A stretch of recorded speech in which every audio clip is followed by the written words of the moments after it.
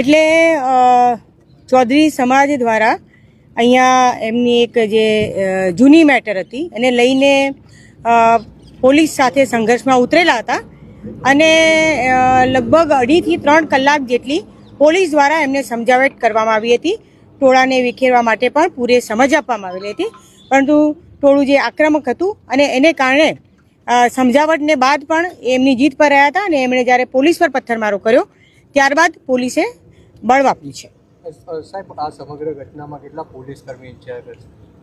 હા, પોલીસ કર્મી 4 જેટલા પોલીસ કર્મીને નાની મોટી ઈજાઓ થયેલી છે. ટીયર ગેસ કેટલા છોડવામાં આવી પરિસ્થિતિ? હા, ટીયર ગેસ છોડ્યા છે, બળ વાપર્યું છે એટલે ટીયર ગેસ છોડ્યા છે, પણ એક્ઝેક્ટલી આંકડો અત્યારે નહીં કહી શકાય. હાલ કેવી પરિસ્થિતિ છે? હાલ અત્યારે સંપૂર્ણ કંટ્રોલમાં છે. અમારી પૂરી ટીમ, હું અને મારા 2 એસપી અને મારી બંને જિલ્લાની પૂરી ટીમ અહીંયા હાજર છે અને અમે અત્યારે હવે આગળ કાયદેસર કાર્યવાહી કરી છે. હા, ટોળા પર કાર્યવાહી કરવામાં આવશે, કાયદેસર કાર્યવાહી કરશે.